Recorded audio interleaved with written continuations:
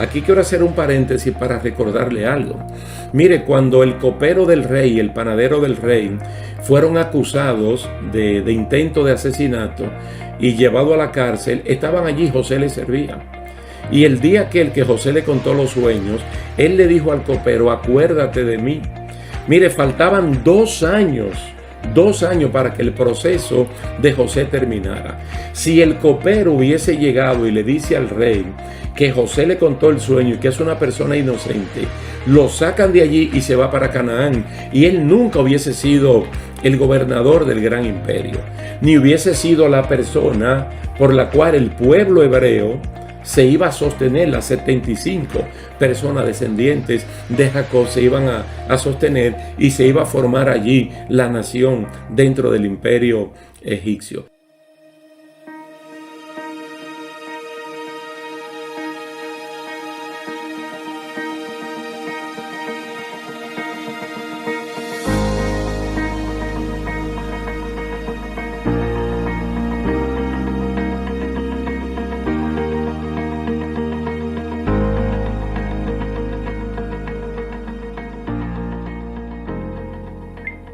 Saludos y bendiciones, queridos hermanos.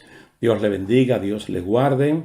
Es un placer estar de nuevo con ustedes para continuar esta serie de estudios bíblicos acerca de cómo Dios nos entrena no para fracasar, sino para vencer. Vamos a ver en lo que fue Cades Barnea, ese punto fronterizo, lo que significó para ellos cuando ya estaban tan cerca de la bendición y después de haber sido entrenados de parte de Dios, cómo esta gente entonces cometieron el error de fracasar. Vamos a ver en Deuteronomio capítulo 1, verso 19, lo que dice allí la palabra del Señor.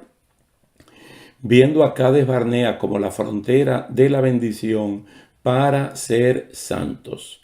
Dice así: y salidos de Oré anduvimos todo aquel grande y terrible desierto que habéis visto, por el camino del monte del Amorreo, como Jehová nuestro Dios nos lo mandó, y llegamos hasta Cades Barnea. Cades, que he llamado también Cades Barnea, es un oasis situado en el desierto de Parán y el desierto de Zin, no muy lejos de la parte sur de Canaán, como lo dice Números 34, del 3 al 4, y Josué, capítulo 15, del 1 al 3. Esto significa sed santos, Cades. Esto viene de la palabra Kadosh, santo en hebreo.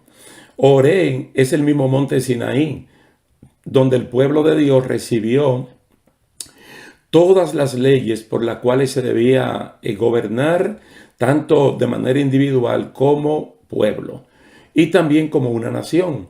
Dios, en la forma y en el fondo, se aseguró que esta naciente nación tuviera leyes morales de avanzada para ser un pueblo con una constitución no fruto del corazón del hombre, no fruto de un parlamento humano, sino fruto del corazón de Dios.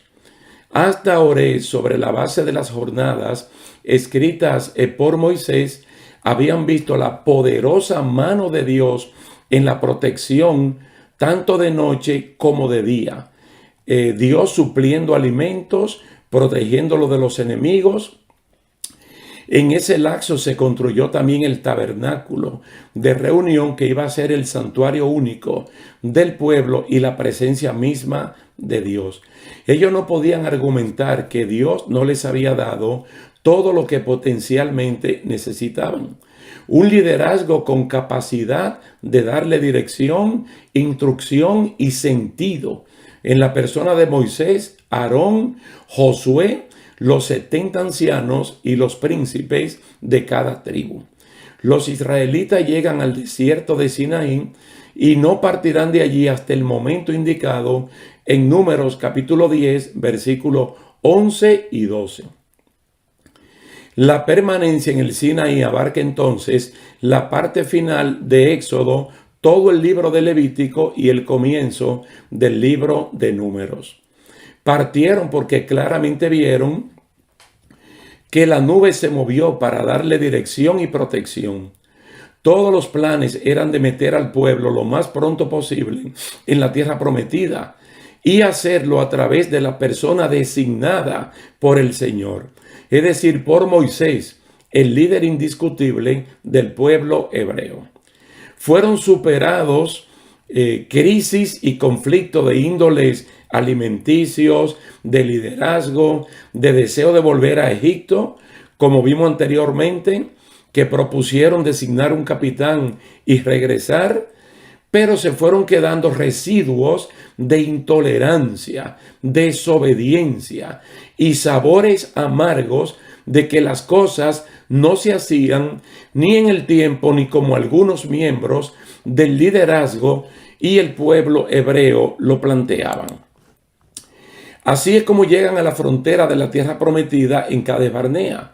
Mire, las bendiciones de Dios son para los que creen en Él. La creencia en Dios no es una cosa sin sentido, tiene todo el sentido. Dios da evidencia de que vale la pena servirle. Es una fe ciega en un sentido porque nos entregamos totalmente a su voluntad, pero no es ciega porque Él nos permite ver las cosas antes de obtenerlas, que es lo que dice 2 Corintios capítulo 4. Las cosas espirituales se ven mediante los ojos de la fe. Es decir, no una fe ciega en ese sentido. Cuando hablamos de fe ciega, es una entrega total, completa, sin restricción a la voluntad de Dios, que es agradable y que es perfecta. Mire, la mente del ser humano se acomoda muy bien cuando se trata de recibir algo de parte de Dios, en el sentido de que no me costará ningún sacrificio al conseguirlo. Los hábitos humanos nos dicen que lo que fácil se consigue, fácil se pierde. Los 12 príncipes que fueron enviados como espías para reconocer la tierra, como se lo instruyó Moisés, ellos invirtieron 40 días en ir, inspeccionar y regresar. Y regresaron con un informe y también trajeron las evidencias de los frutos de la tierra. El grupo de 12 se dividió en dos partes. Un grupo mayoritario de 10 y un grupo minoritario de 2. El informe de 10 de ellos dijo que la tierra es buena, los frutos son buenos, el país en términos generales es muy bueno, tal y como Dios dijo. Así es. Pero vimos allí gigantes, personas tan grandes y aguerridas que nosotros parecíamos hormigas delante de ellos. Aunque la tierra es buena, de acuerdo con la palabra de Dios, no podremos tomar posesión de ella por la gente que allí habita. Eso es informar y recomendar de una vez. La tierra es buena, pero no la podemos tener. Esa es la posición de 10 de los 12 príncipes que fueron a reconocer la tierra. Es decir, su conclusión es: no se puede y no se puede. Todo después de haber sido entrenado de parte de Dios para obtener esa tierra. Veamos entonces el informe del grupo minoritario, el grupo de 2, Josué y Caleb. El informe coincidió en que la tierra es buena, los frutos son buenos, el país en general es muy bueno. Allí moran hombres de elevada estatura, gigantes, altos. Dios nos lo entregará todo. Este fue el único punto divergente con el primer informe de los 10. Ellos fueron realistas. Ellos reconocieron que había gigantes y que la tierra estaba habitada totalmente. Pero ellos agregaron algo: Dios los va a entregar y lo vamos a comer como pan, porque su amparo se apartó de ellos. Ambos informes tienen las informaciones que Moisés y el pueblo necesitan. También las recomendaciones pertinentes de qué es lo que hay y qué es lo que hay que hacer. El grupo mayoritario dijo, ahí no hay nada que hacer. El grupo minoritario dijo, ahí hay mucho que hacer. ¿Qué es lo que espera una persona que está necesitando el favor de Dios? Que como un pajarito abra la boca y reciba la comida. Hay que hacer algo. Ninguna vagancia, ni física ni espiritual, está enseñada por Dios. Nuestro Dios, que se revela en Génesis, capítulo 1, verso 1 en adelante, trabajando. Y que Juan capítulo 15 dice, mi Padre es un labrador. Dios se presenta siempre trabajando. Un Dios que empleó 6 días para hacer las cosas. Entonces, ¿qué espera Dios de nosotros? Que trabajemos, que nos esforcemos. Dios también le dijo a Adán, bueno, aquí está el huerto del Edén. Tú tienes que labrarlo, tú tienes que guardarlo, tú tienes que cuidarlo. Tú tienes que ponerle nombre a los animales. Tú tienes que ejercer autoridad sobre la creación que yo estoy poniendo bajo tu administración. Dios lo puso a trabajar, no como efecto de ninguna maldición ni castigo, sino como el efecto de algo bueno, para cruzar la bendición, la frontera y obtener todas las bendiciones de Dios. Hay que hacer algunas comparaciones realistas, establecer el plan de acción y atacar. La evaluación de que la tierra y sus frutos eran buenos, eso estaba acorde con lo que Dios había dicho. Aquí tenemos puntos de fe a nuestro favor para seguir creyendo en aquel que prometió. Porque ellos lo constataron de que todo lo que Dios había prometido era bueno. Ahora, lo que Dios no le dijo, que eso estaba lleno de gente. Y que parte de esa gente eran gigantes que había que vencerlo. Si había que entrar, tomar posesión de la tierra y luego repartirla. ¿Cómo podemos los creyentes en Jesucristo ser llevados de triunfo en triunfo, de victoria en victoria, si no hay gigantes que nos hagan la guerra? La guerra contra las enfermedades no se gana porque uno esté sano. La guerra contra el hambre no se gana porque uno tenga mucho dinero. Eso no depende de nosotros, sino de Dios. Dios es el que actúa en nosotros.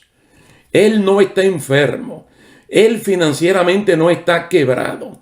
No es del que corre, no es del valiente, no es del elocuente, no es del fuerte. La batalla y la victoria son de Dios. Salmo 33, verso 16 y Eclesiastés 9:11.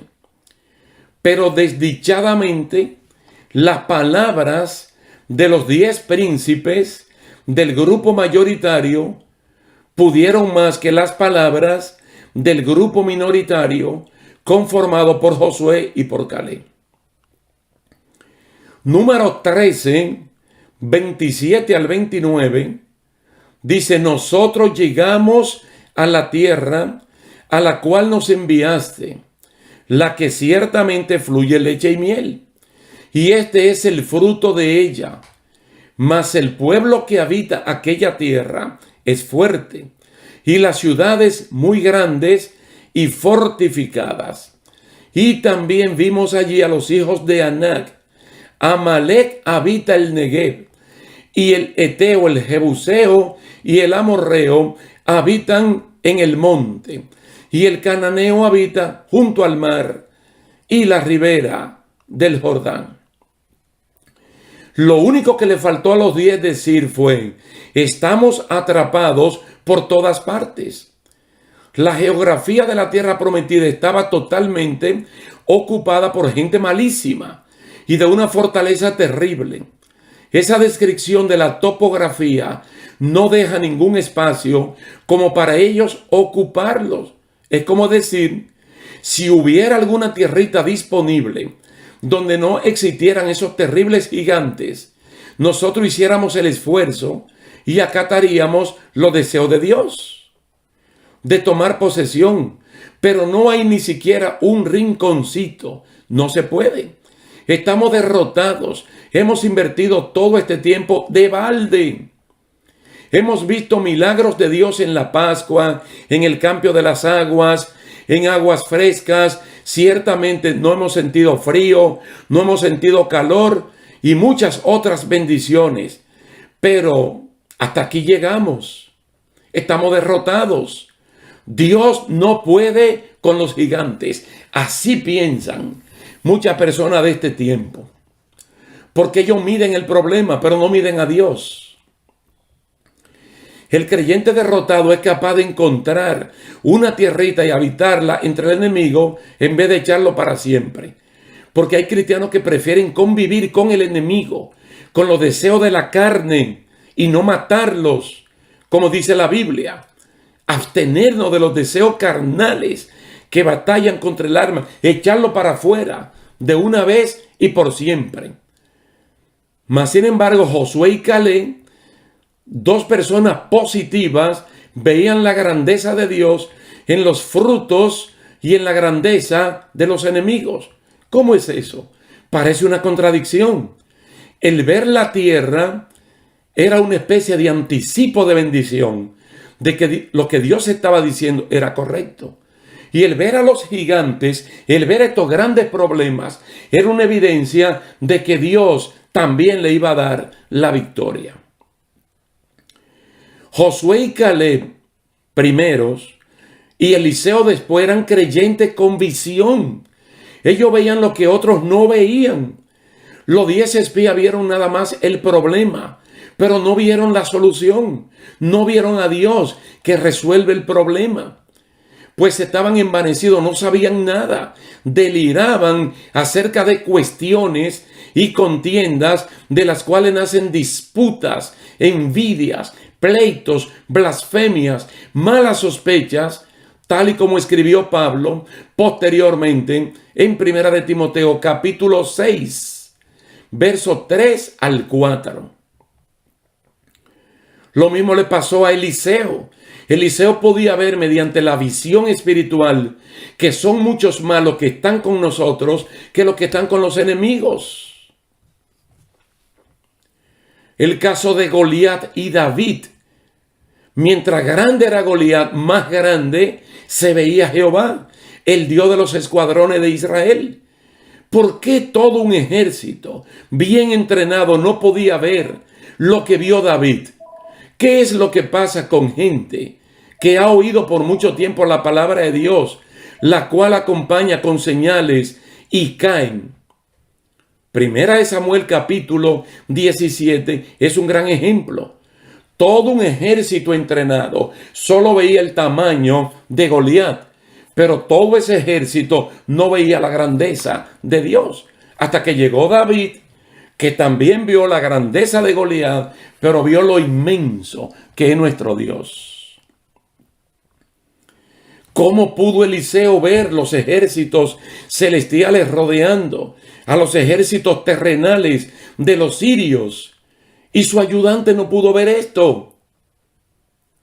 Miren, el Nuevo Testamento nos aporta para esta parte un poderoso mensaje de creencia en Dios, como se narra en Hechos capítulo 4, versículos 29 y 30, que los apóstoles Pedro y Juan fueron encarcelados por predicar el nombre de Jesús. Salieron y se unieron en oración con el resto de los hermanos y en un momento de sus plegarias, ¿sabe lo que dijeron? Señor, mira sus amenazas y concede a tus siervos que con toda denuedo hablen tu palabra, mientras tú extiendes tu mano para que se hagan sanidades y señales y prodigios mediante el nombre de tu santo Hijo, Jesús. Ellos encontraron en los líderes religiosos y políticos a verdaderos gigantes, gigantes del mal y del odio, con un poder que se atrevieron a decirles que a nadie hablaran en el nombre de Jesús, so pena de arrancarle la cabeza. Pero ellos no se amilanaron, sino que apelaron al brazo fuerte de Dios, el mismito que le dijo a Moisés: ve donde Faraón con mi nombre revelado de El Shaddai. ¿Qué significa El Shaddai en hebreo? Dios Todopoderoso.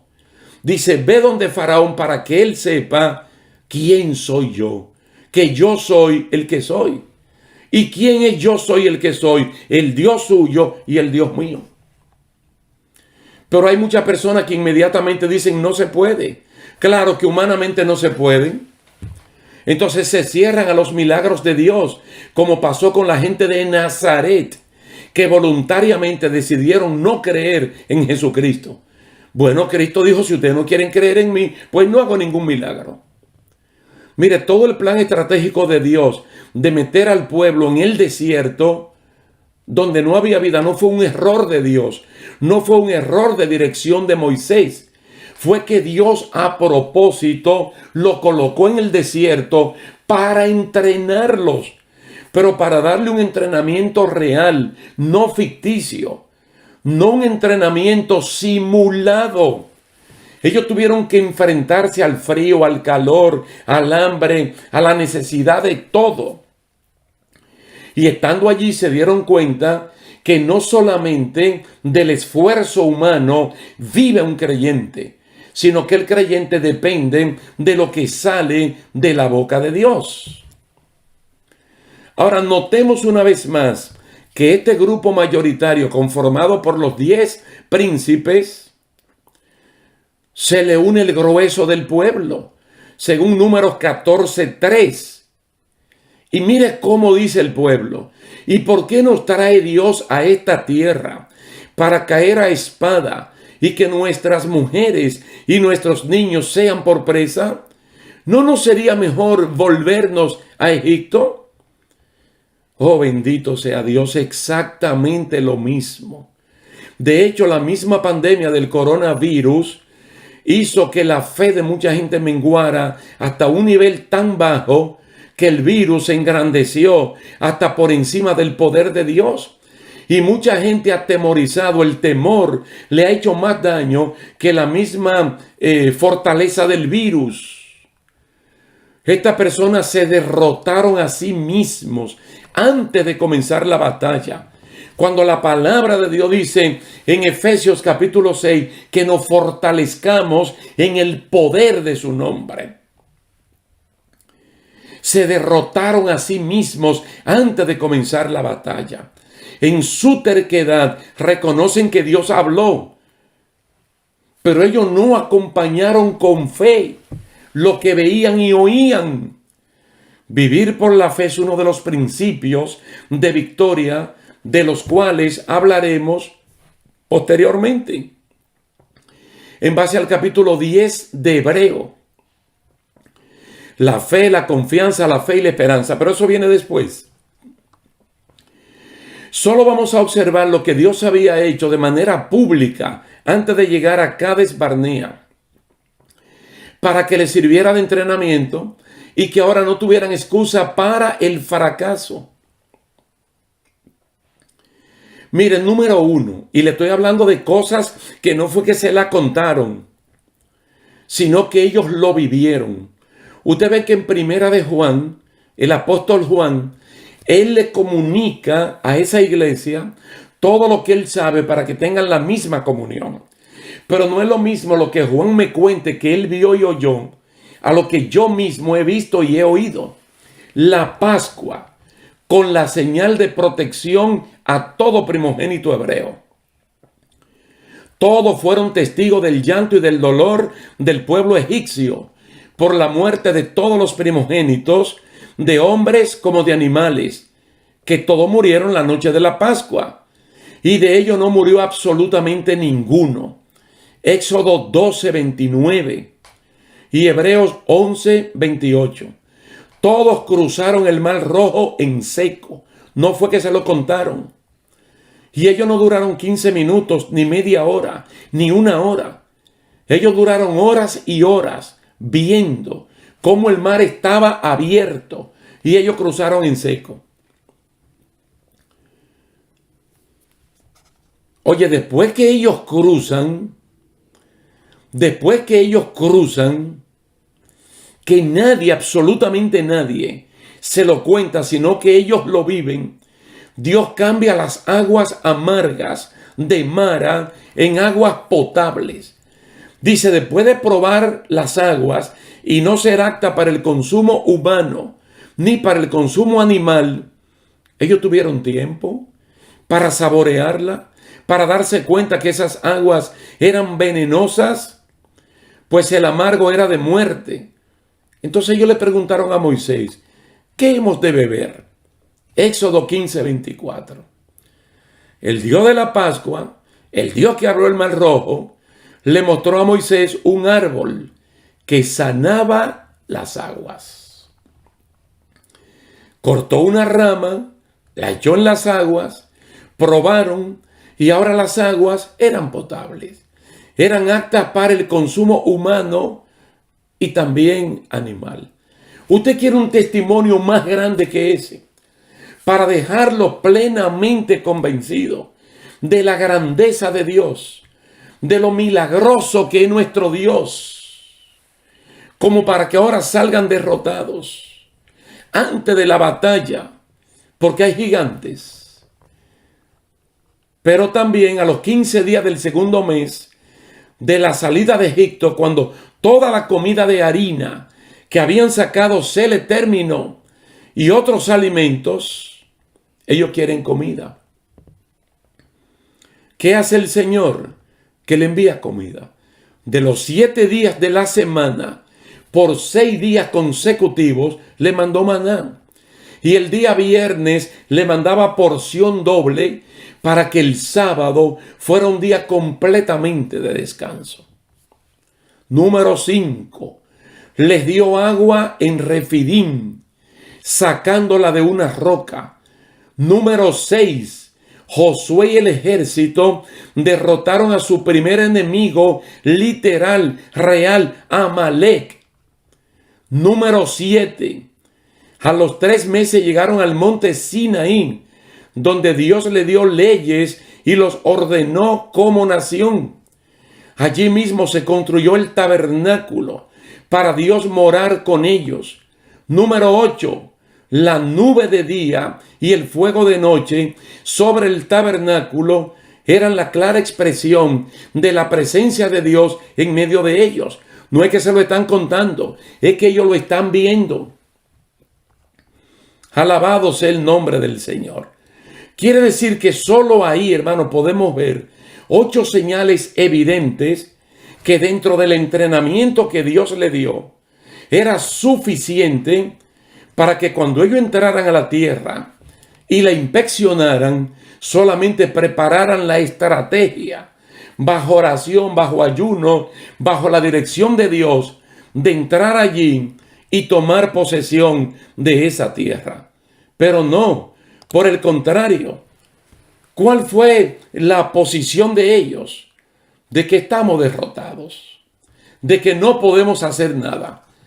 Y de verdad, hermanos, que mira, hay plena conciencia de lo que ellos están diciendo y lo que están haciendo.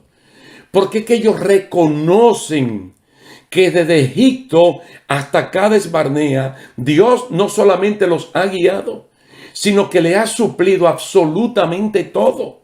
Pero no porque se lo contaron, sino porque ellos fueron testigos de primera línea de la Pascua, de la apertura del Mar Rojo, del cambio de las aguas, de la nube de día, de la columna de fuego de noche, del maná, de la derrota de Amalek, de las leyes, del tabernáculo, de todo.